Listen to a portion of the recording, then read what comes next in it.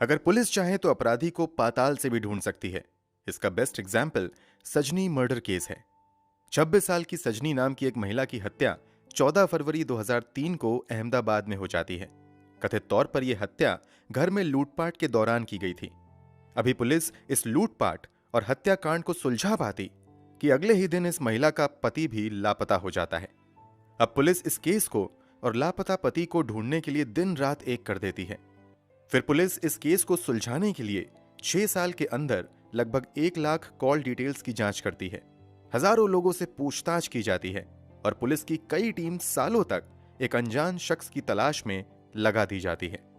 फिर जो 15 साल की मेहनत के बाद खुलासा होता है, उसके बारे में जानकर हर कोई शॉक्ड रह जाता है। इस केस में पुलिस का काम इतना लाजवाब था कि अपराधी पुलिस से पूछने पर मजबूर हो गया था कि आप बस मुझे इतना बता दो कि आपने मुझे ढूंढा कैसे। पूरी सच्चाई जानकर आप भी हैरान रह जाएंगे। तो आखिर क्या है सजनी मर्डर केस की पूरी कहानी? चलिए जानते हैं सब कुछ डिटेल से वीडियो में। दोस्तों, इस कहानी की शुरुआत होती है 14 फरवरी 2003 से। सुबह सुबह अहमदाबाद में रहने वाले ओके कृष्णन नाम के एक व्यक्ति के फोन की घंटी बजती है। ओके कृष्णन फोन उठाते हैं। दूसरी तरफ से उनके दामाद तरुण कुमार जीना राज की आवाज आती है, जो रोते हुए कह रहा था कि घर में बड़ी लूट की वारदात हुई है और लुटेरों ने इस लूटपाट के दौरान उनकी बेटी सजनी की भी हत्या कर दी है। बेटी की मौत की खबर सुनते ही ओके कृष्णन अपने कुछ रिश्तेदारों तथा पत्नी के साथ भागते हुए अपनी बेटी दामाद के घर जाते हैं। जब ये लोग वहां पहुंचते हैं तो देखते हैं कि घर का पूरा सामान बुरी तरीके से बिखरा हुआ है। सामने फ्लोर पर उनकी बेटी की लाश पड़ी हुई है, जिसके गले में दुपट्टा बंधा हुआ है। उसके बगल में ही उनका दामाद तरुण बैठे दहाड़े मारकर रो रहा है। स्थिति को देखते हुए तुरंत सजनी को पास के अस्पताल में लोग ले जाते हैं, मगर अस्पताल में उसे मृत घोषित कर दिया जाता है। अब तक इस मामले की जानकारी अहमदाबाद पुलिस को भी हो जाती है। पुलिस वाले भी भागते हुए क्राइम सीन पर आते हैं और मामले की जांच शुरू कर देते हैं। पहली नजर में ही ये लूटपाट के दौरान की गई हत्या का मामला लग रहा था। इसके बावजूद पुलिस वाले एक एक चीज की बारीकी से जांच करते हैं और घटनाक्रमों को समझने के लिए मृत महिला सजनी के पति तरुण से पूछताछ करती है। इस पूछताछ के दौरान भी तरुण दहाड़े मार मार कर रोता चिल्लाता रहता है। इस कारण पुलिस ज्यादा दबाव देकर उससे कुछ पूछताछ नहीं करती है, बल्कि शव को पोस्टमार्टम के लिए भेज दिया जाता है और आगे की कार्यवाही शुरू कर दी जाती है। तरुण जरूर दहाड़े मारकर रो रहा था, मगर क्राइम सीन पर पुलिस के साथ मौजूद खोजी कुत्ता लगातार तरुण पर ही भौंक रहा था। खोजी कुत्ते की इस हरकत से लोगों के जहन में सवाल आने लगता है कि इस लूटपाट और हत्या में कहीं तरुण का ही तो हाथ नहीं है। हालांकि तरुण की स्थिति को देखते हुए लोग तुरंत ही इस संभावना से इनकार कर देते हैं। कमाल की बात तो यह होती है कि जब तरुण को अंतिम बार हॉस्पिटल में सजनी को देखने के लिए लाया जाता है, तब भी खोजी कुत्ता उसी पर भौंकना शुरू कर देता है। यहां भी कुत्ते की हरकत को नजरअंदाज कर दिया जाता है और मामले की जांच बढ़ती रहती है। पत्नी की मृत्यु की वजह से तरुण की हालत ज्यादा खराब थी, इसलिए पुलिस उससे बहुत ज्यादा पूछताछ नहीं करती है। उसे भी अस्पताल में भर्ती करवाया जाता है। मगर यह क्या, घटना के अगले ही दिन यानी 15 फरवरी 2003 को अचानक से तरुण लापता हो जाता है। पुलिस हर संभव तरुण का पता लगाने की कोशिश करती है, मगर तरुण का कहीं भी अता पता नहीं चलता है।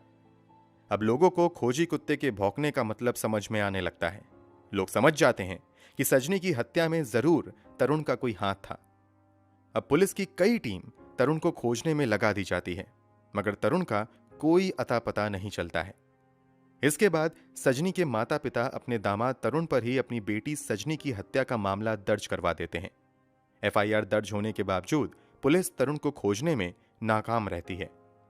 2004 में सजनी के ससुराल पक्ष के कुछ लोगों का लाई डिटेक्टर टेस्ट भी किया जाता है, मगर पुलिस को बहुत ज्यादा कामयाबी नहीं मिलती है। सजनी की हत्या 2003 में हुई थी और अब आ चुका था साल 2006। जब पुलिस वाले सजनी के कातिलों को ढूंढने में नाकाम रहते हैं, तो अब सजनी के पिता इंसाफ मांगने गुजरात के तत्कालीन मुख्यमंत्री नरेंद्र मोदी के पास जाते हैं। पहले कई कोशिशों में तो ये नरेंद्र मोदी से मिलने में नाकाम रहते हैं, मगर किस्मत से इन्हें नरेंद्र मोदी से मिलने का मौका मिल जाता है। पूरी कहानी सुनने के बाद नरेंद्र मोदी गुजरात के आला पुलिस अधिकारियों को बुलाते हैं और सजनी मर्डर केस की फाइल खोलकर फिर से जांच करने का आदेश देते हैं। इसी के बाद 2006 में एक बार फिर से इस केस की फाइल दोबारा खोली जाती है और फिर से जांच शुरू होती है। जांच की जिम्मेदारी तत्कालीन ज्वाइंट कमिश्नर AK शर्मा को दी जाती है।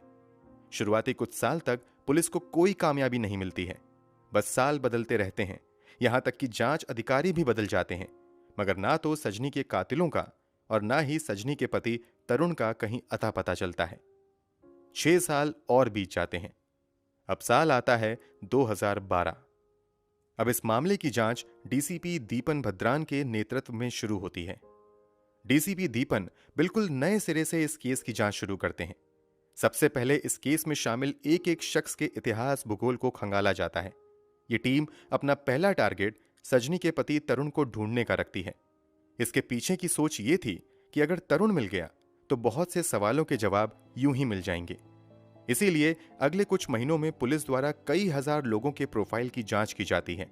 इतना ही नहीं, इन लोगों से जुड़े एक एक मोबाइल नंबर और उन मोबाइल नंबर पर आने जाने वाले कॉल की भी निगरानी की जाने लगती है और सभी नंबर की कॉल डिटेल्स भी निकाली जाती हैं।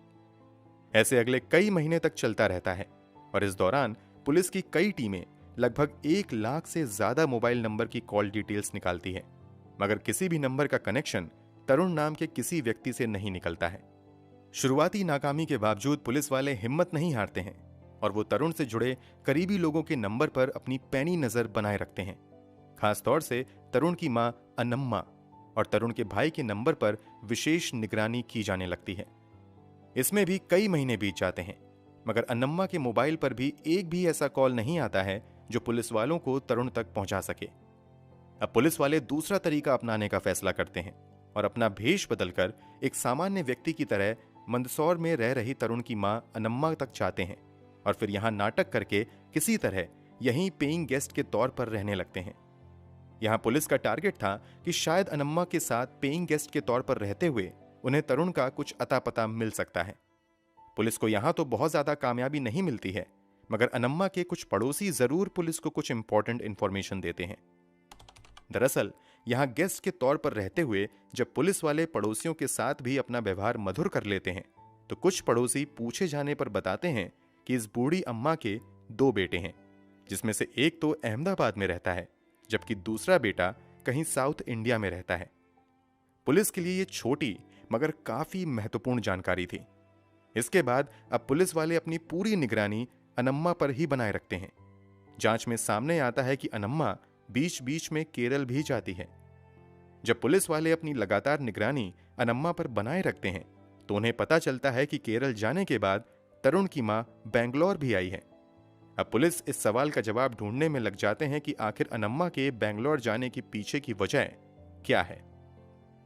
इस बात का जवाब तलाशने के लिए पुलिस वाले अब अनम्मा के मोबाइल नंबर को सर्विलेंस पर डाल देते हैं और इस पर आने जाने वाले एक एक नंबर की डिटेल खंगालना शुरू कर देते हैं। कई महीनों तक नजर बनाने के बावजूद पुलिस को अनम्मा के मोबाइल पर एक भी सस्पिशियस नंबर नहीं मिलता है। इसके बावजूद पुलिस वाले तरुण की मां के मोबाइल पर नजर बनाए रखते हैं। पुलिस वालों की ये मेहनत फाइनली एक दिन कामयाब होती नजर आती है। दरअसल एक दिन अनम्मा के मोबाइल पर एक अनजान नंबर से फोन आता है। जब इस नंबर की डिटेल पुलिस द्वारा निकाली जाती है तो पता चलता है कि यह नंबर किसी निशा परवीन नाम की महिला के नाम पर दर्ज है जो बेंगलोर में रह रही है। अभी पुलिस इस निशा परवीन की डिटेल्स निकाल पाती कि कुछ ही महीनों बाद एक लैंडलाइन नंबर से अनम्मा के मोबाइल पर फोन आता है। यह पुलिस के लिए एक बहुत बड़ा ब्रेक थ्रू था। अब इस लैंडलाइन नंबर की डिटेल्स निकाली जाती हैं तो पता चलता है कि यह लैंडलाइन नंबर तो बेंगलुरु में ओरेकल इंडिया प्राइवेट लिमिटेड नाम की मल्टीनेशनल कंपनी के नाम पर दर्ज है। अब पुलिस की एक टीम ओरेकल इंडिया कंपनी के ऑफिस पहुंचती है। इस कंपनी में लगभग 35,000 कर्मचारियों का डेटा था। पुलिस एक एक करके सभी कर्मचारियों का डेटा चेक करती है, मगर उसमें से एक भी कर्मचारी का नाम तरुण नहीं था। अब पुलिस वाले दूसरा तरीका अपनाते हैं और तरुण की वर्षों पुरानी फोटो लेकर कई लोगों को चुपके से इसी ओरेकल इंडिया के ऑफिस के इर्द गिर्द खड़े कर दिया जाता है तथा ऑफिस में आने जाने वाले एक एक व्यक्ति पर नजर रखने को कहा जाता है। कई दिनों की मेहनत के बाद फाइनली एक व्यक्ति दावा करता है कि इस फोटो में दिख रहे शख्स की तरह ही एक व्यक्ति को उसने इस बिल्डिंग में देखा है। अब पुलिस वाले जब उस तरुण जैसे दिखने वाले व्यक्ति का डिटेल कंपनी से पता करती है तो कंपनी की ओर से कहा जाता है कि पुलिस जिसे तरुण बता रही है असल में वो ओरेकल इंडिया के एग्जीक्यूटिव परवीन भटेले हैं। पुलिस को समझ आ जाता है कि यहां तरुण अपनी पहचान बदल कर रह रहा है। पुलिस के लिए यह जानकारी बहुत बड़ी थी। अब अहमदाबाद क्राइम ब्रांच की टीम जल्द से जल्द छापा मारकर तरुण को पकड़ना चाहती थी, मगर पुलिस वाले अपना यह प्लान बदल देते हैं क्योंकि उन्हें लगता है कि अगर तरुण को इस बात की भनक लग गई तो वो लापता हो सकता है। इसलिए अब तरुण को पकड़ने के लिए सिर्फ क्राइम ब्रांच के एक अधिकारी इंस्पेक्टर अनिल चौधरी को सिविल ड्रेस में ऑफिस के अंदर भेजा जाता है। इस दिन तरुण नाइट ड्यूटी कर रहा था। Inspector Anil Chaudhary civil dress में सीधे तरुण के केबिन में जाते हैं और बिना कुछ कहे हेलो मिस्टर तरुण कहते हुए उसकी तरफ हाथ बढ़ाते हैं। 15 सालों में पहली बार किसी ने उस शख्स को तरुण कहकर पुकारा था। तरुण नाम सुनते ही सामने मौजूद व्यक्ति के होश उड़ जाते हैं और वो पसीने पसीने हो जाता है। हेलो मिस्टर तरुण सुनते ही सामने वाले शख्स ने अपना हाथ इंस्पेक्टर की तरफ बढ़ा दिया था। इससे यह कंफर्म हो गया था कि सामने मौजूद व्यक्ति असल में तरुण है, जो प्रवीण भटेले के तौर पर कंपनी से जुड़ा हुआ है। तरुण की पहचान होते ही इंस्पेक्टर अनिल तुरंत नीचे मौजूद अपनी टीम को खबर करते हैं और तुरंत वो तरुण से कहते हैं कि अब तुम्हारा खेल खत्म हो चुका है, चुपचाप मेरे साथ चलो। तरुण समझ चुका था कि 15 साल तक जिस पहचान को उसने छुपाए रखा पुलिस ने उसका पता कर ही लिया। इसलिए वो भी बिना किसी विरोध के पुलिस के साथ चलने लगता है। चलते हुए तरुण बस पुलिस से एक सवाल का जवाब पूछता है कि आप मुझे बस इतना बताओ कि आपने मुझे ढूंढा कैसे। 25 अक्टूबर 2018 को तरुण को गिरफ्तार करके अदालत के सामने पेश किया जाता है, जहां से आगे की पूछताछ के लिए उसे पुलिस के हवाले कर दिया जाता है। अब पुलिस पूछताछ में कई चौंका देने वाले खुलासे होते हैं। पुलिस सबसे पहले 15 साल पहले मरने वाली सजनी के बारे में तरुण से पूछताछ करती है। इस बारे में खुलासा करते हुए तरुण बताता है कि दरअसल घर में कोई चोरी नहीं हुई थी, बल्कि सजनी के साथ शादी करके वो खुश नहीं था।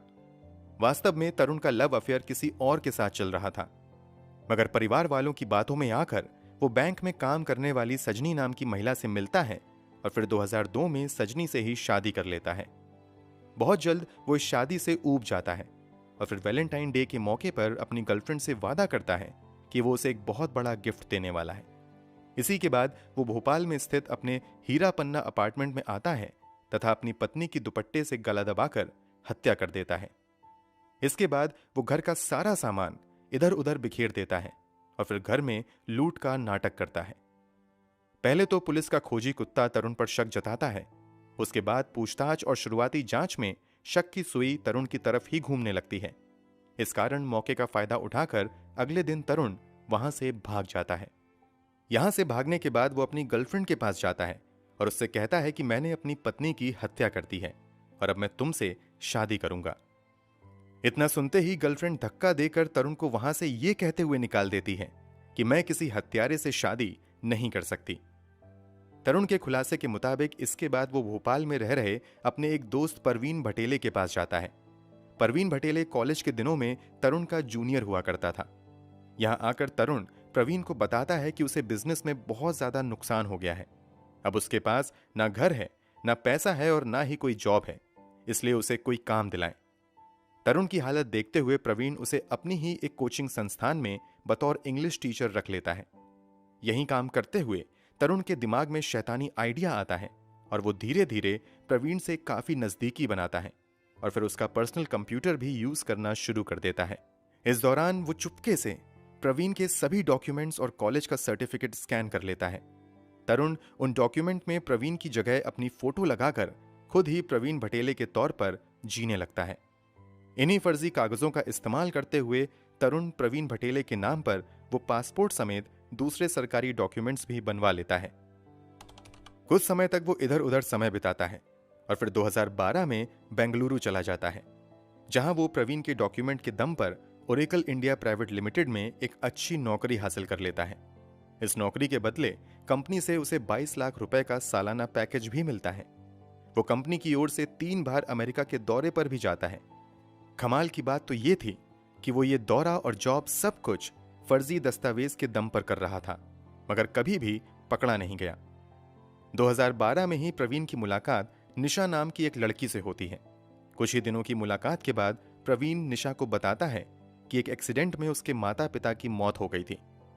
तरुण की बनी बनाई कहानी सुनकर निशा तरुण के प्यार में पड़ जाती है और फिर दोनों शादी कर लेते हैं और बेंगलोर में ही एक लग्जरी अपार्टमेंट में रहने लगते हैं।